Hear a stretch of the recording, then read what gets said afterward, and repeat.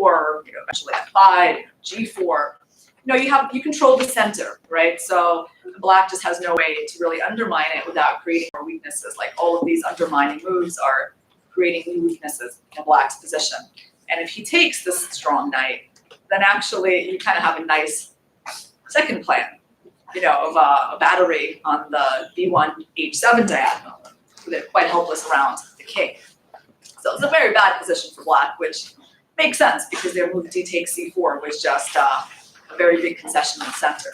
I played c5. Okay, so he played knight d5. I happily continued on with this maneuver of the knight to d6. He plays b6, of course makes sense. The rook, now the rook going to b8 is actually logical.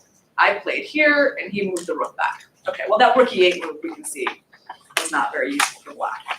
And here came like the critical moment of the game. And at this point, I could feel like how I had lost control. And that the idea of giving him this outpost was not so brilliant. And I kind of had to be very careful here not to lose control of the game completely. So this was really the most important moment of the game. And I'll give you guys some time to think about what white should do.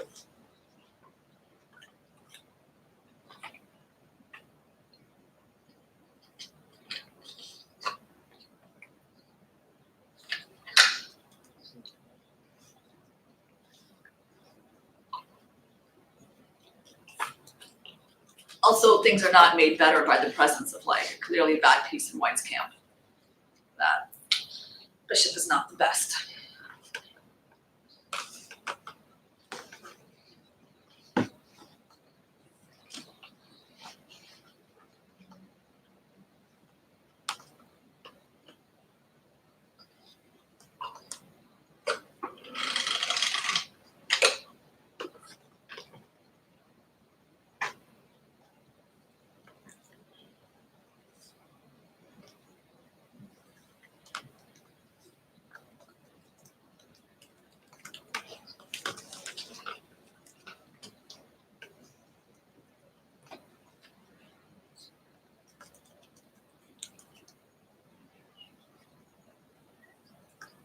I had two candidate moves. Go ahead.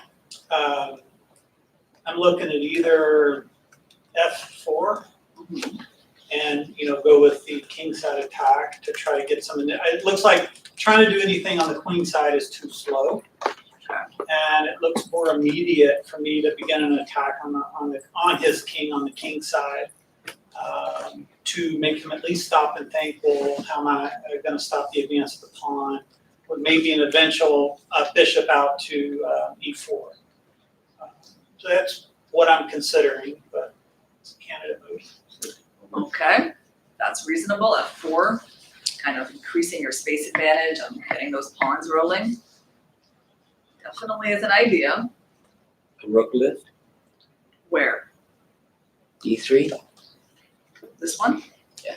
Well, there's a bishop on h7. It's hiding there.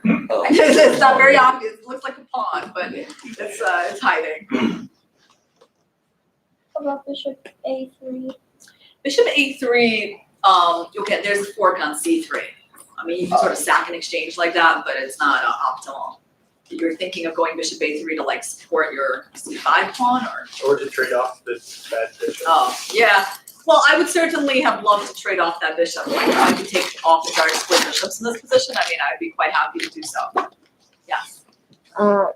RFE1 getting your other rook into the game. Okay.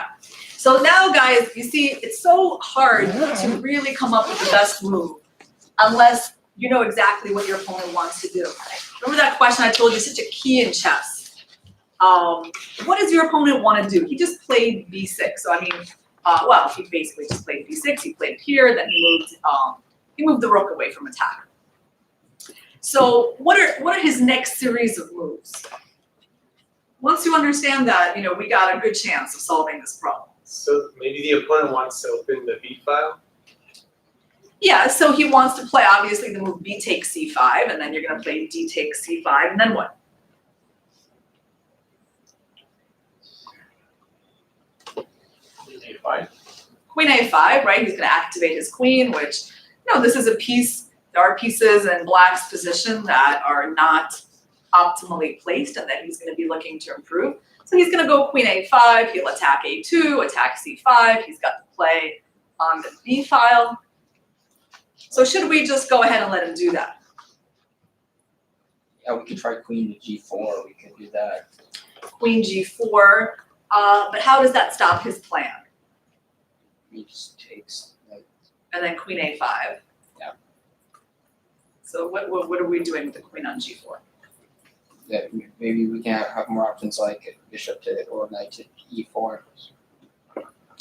Yeah, okay, let's try. Well, first of all, yeah, I'll just point out specific problems that this bishop is gonna hang as soon as you move away the queen, right? Unfortunately, like, so if we do that move, let's bring the queen there. Why are we stuck? Or Let's see how this is working. Wait, 1 second, guys, sorry, the little technology is. Just wanna get it under control here. Okay. We got that, okay, the game up.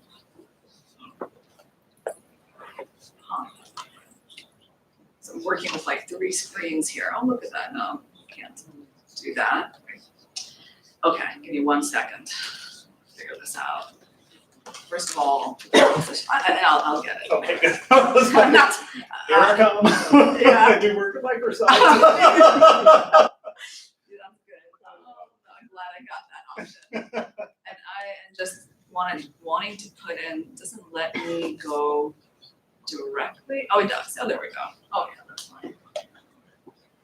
I see what the problem was. It's because I've got to toggle between these screens. There we go. Queen g4, the problem is that, black is just going to take. and We're gonna bishop c1. Queens.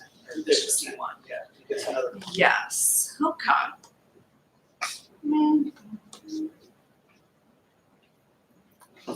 G6. Or you just take his knight out of the bishop. Just the knight Yeah, to taking h6. the knight, he wants to take an h6. Oh, that is interesting. I can't say that we can't take the knight. Yeah, you get another pawn. We can sort of do that and just do that. Actually, you can't quite, I think, take it. You gotta take there. Then we could probably figure something out here for black. I mean, I would say even if we just took on d6, it's a fairly primitive move. We don't have to be so primitive. We could be a little bit more Aggressive. sophisticated. There we go. Throw in that intermediate move and then make the queen move, then take the d6 pawn. And black is happy. Black has no bad pieces. That's very important. The king is safe, got some extra pawns. Well, he's one. So I think that's the reason, we can't quite abandon the queen side. Okay, but interesting idea of playing on the king side. So what should white do?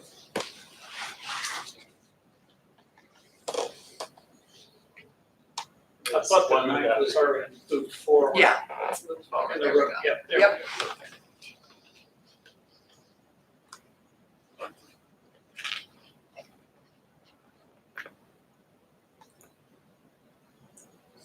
Queen a6.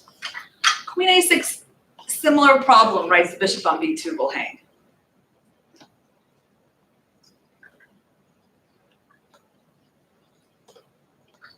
Just queen d2. Queen d2, yeah. And I was so proud of this move, guys. It's such a simple move. But the thing is, it's not so obvious, right? If you're not really paying enough attention, if you don't prioritize what your opponent is doing, it's very easy to just kind of allow their counterplay to get out of control. And in fact, this move is basically what allowed me to win the game, because you're going to see the trajectory of the game completely changes again. Like black was already starting to feel like they have counterplay, they knew what they were going to play, and then this move happens, and black's main idea is taken away from them, and they can't activate their queen. Right, and it suddenly becomes very hard to play. That's often what happens when you play your games, guys, when you take away your opponent's main ideas. They just start floundering right away. It's very difficult to adjust yourself and start looking for completely new approaches. So this was pretty much the star move of this game. And my opponent took, but could not activate the queen. Actually, I was looking at this even again with the computer today. There were some approaches of a5. to be able to put the rook on b4. And I even saw like the computer had ideas of putting the rook on a4. That's because the rook doesn't have any real infiltrations on the b file. You can't put it to b4 right away because the knight on d5 gets captured. Can't put it here, can't put it there. So there's actually, he's got the open file, but can't make use of it. So still feeling kind of uncomfortable for black. So he plays this move. And maybe here I should have been even like more prophylactic, like again, a move like bishop d4, just moving the bishop out of the b file so it's not hanging and my queen is completely free. I played this move, which was actually a kind of prophylactic move because I wanted to play f4. I wanted to get my kingside play going. I didn't want any problems in that diagonal. And then when he played this move, I kind of knew the game was over. Because at that point, like you know that your opponent is just out of ideas. Of course, it's not easy to come up with something for black. There's a move like this, which I have to honestly say never crossed my mind when I was playing the game, because it's so paradoxical to break up your rooks. And this idea is still queen a5. So important was the move queen a5 that it's even possible to like break the coordination on the back row to try to make that move work. And this queen is key defender for white. But still, white has the advantage here. I mean, white can do this. I don't really need that bishop too much. And you can take it. And when you take it, though, this bishop becomes stronger. So any attempt to activate the queen is going to involve the c6 pawn being lost. So it's already kind of like, it's not possible for like black to really solve their problems 100%. But bishop d8 would have been a try in that direction. So what did he do? Rook d8. Well, obviously nothing's going to ever happen here because that knight will never move. So now we got to do this again. I think maybe bishop d4 could have been more accurate. I think I wasn't very afraid of like various tactics, deflection tactics, or like little tactics fork on e3 because all of those things involved opening up this bishop and me trading off my bad bishop with a good knight. But I mean, there was also nothing wrong with, just like keeping him on d4. And here the game ended pretty fast. I suppose he should have done something like that. Let me take the knight. Yes, for sure, like more chances in a position like this. Actually, I can try to transfer some pieces over. Doesn't look too bad. Maybe I have to play queen a3. Actually, or maybe queen c6. It's kind of the one downside is that c6 pawn is going to hang in a lot of positions. But I do think it would have been more accurate, like more keep that prophylactic strategy and just play bishop d4. And it's not the best bishop in the world, but kind of does a good job of supporting the pawns before you push f4. Yeah, and here he blundered with this move, and the game ended, quickly because there's no way back from that. From that skewer on a5. So white wins the exchange and the game ended. Okay, so that was a little example on prophylaxis. Now our next game is, let's see if I can do that. Second. From a tournament in China that I played a few months ago. It's a very fun tournament called the World Mind Sports Rapid and Blitz. It's an invitational event for like the women in the world. And I was playing a girl I'm very friendly with from India, Harika. She's been one of the top Indian players for a long time now. We had a Dutch defense. Yeah, that was an opening she had been playing in this tournament. And this was already our second game in this opening. Okay, so you can call d5, call it a prophylactic move. It's so standard that I didn't really think of it that way. I mean, black wants to go e5 and keep that knight on h3 on the side of the board. So as soon as you see d6, you can't let this move happen. So white plays d5. Black will eventually play this move anyway. They can't take back right away because their b7 pawn is going to hang. So they play here. And actually white has this extra pawn, but they're not going to be able to hold on to it. So I played this move. Okay, e3. I have to say the opening I played not in the most accurate way. And I think black should be able to equalize here. But overall, I would always take white's position over black's. Anyone know why? Your king saver. Yeah, king safety. I mean, in the long run, guys, you're always in more danger when your king looks like that. There's like the F pawn has moved, and white's king is like absolutely, his position is impenetrable. So she had some other options, including some move knight b4. Then I even was like knight b4, knight a6. I'm trying to come back around this way. That was not so obvious. So she traded. Seems reasonable. Here. Okay. So now we got to a position that is very close to equal. You can't say that black is like huge problems here. But then sort of started the part of the game where you're trying to build something from something that's not very much. Okay. So this first moment is important here. So we're looking for a move for white. How do we start building our house?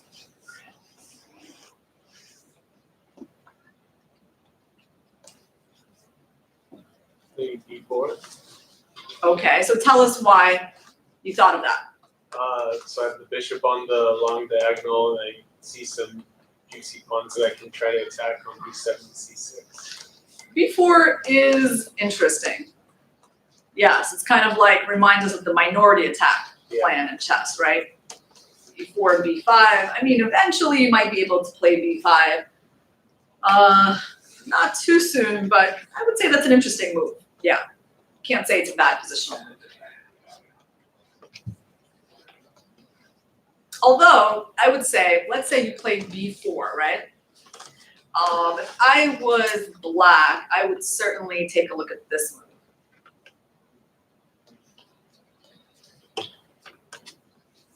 Just using the fact that you can't quite play this. I mean, I don't know, maybe you can, but it seems like we can take.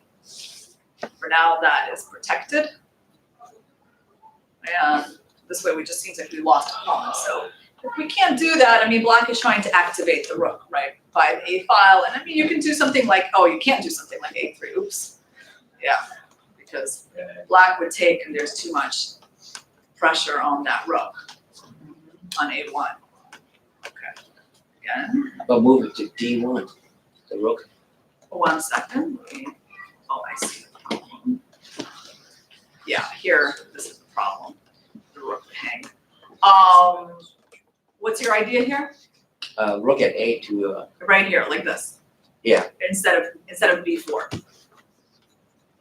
move to D1. Okay, so that's a sound positional move, right, guys? I mean, who can complain about a move that develops a rook to the open file?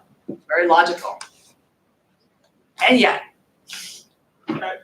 Really, which one? Queen C5. Queen C5, you want to activate your queen, okay. I was gonna say, I think that A rook belongs on the C file, not the D file. Well, why do you think so? You see this is somehow opening up? I mean, Well, no, I mean, it's more of, if, it just seems natural, I had a file and a half open. Yeah. And typically I want a rook on the D file and a rook on the C file to take advantage of that. It puts pressure on the C pawn in black's position. He obviously is gonna wanna look at advancing that. Also, I think if I stick the A rook over on the D1 file, the black can just challenge it immediately and start trading down. well, most likely, there's going to be, the rooks are going to face off on the D file anyway, right? Because it's the only open file on the board. All right. Well, how do we find moves that are not just acceptable, but the best? What separates a move that is normal from a move that is the best move in the position? Let's try it. I mean, there might be different ways to answer that question, but just based on what we've done in the lecture so far. If it blocks the opponent's plan. Exactly, right? So like everything you guys, like rook A, D1, B4, all possible moves. But you see, none of those moves really have thought about like, what exactly does the opponent want to do?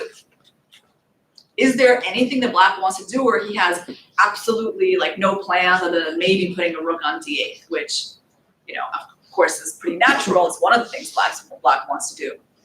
But what does black actually want to do? Can he play f4? Ah, okay. Well, can black play f4? Yeah, I think so.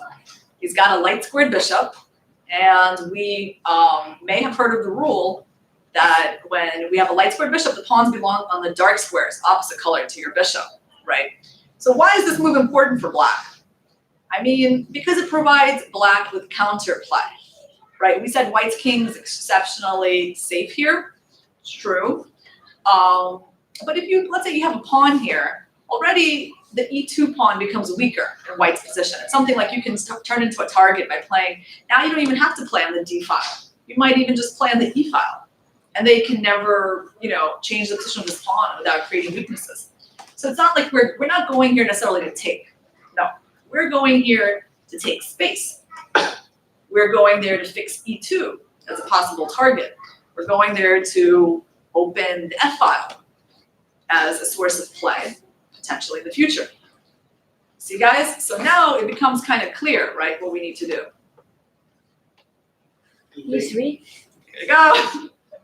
My idea of beautiful moves are like these moves like e3, you know, because I love taking away counterplay from the opponents. Okay, so e3. I was so pleased with this move. I was like, no more f4. You're gonna sit with your pawns on the light squares and not as much counterplay. Okay, so that was step one. But of course, we're gonna have to do a lot more to win this game. Black played rook d8. So it was pretty clear we needed to start challenging the d file because, I mean, what else can you do?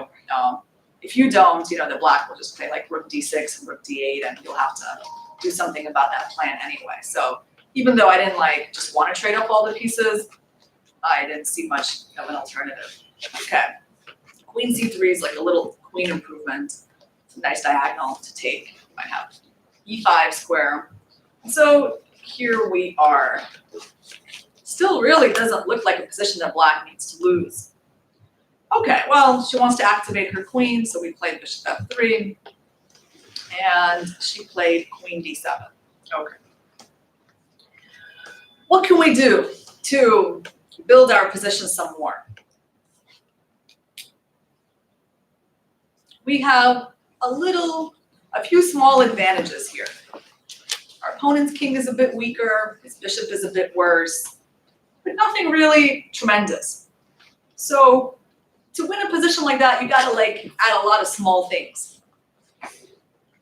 What can we do to strengthen our position?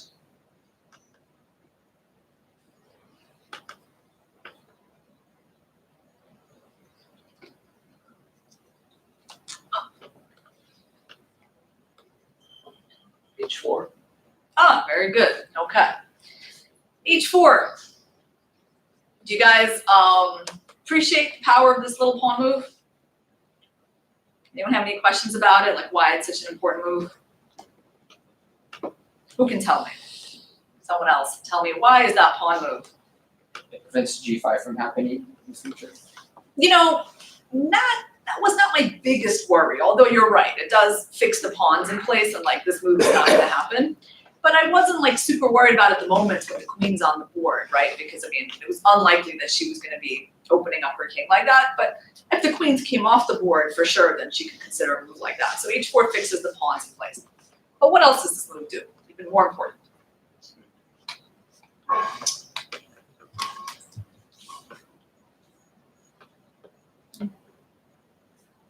It gets your pawn in play? Pawn play? Yeah, that's right. Well, you see, guys, you gotta create targets in your opponent's position when you play chess. And this looks like a solid structure for black.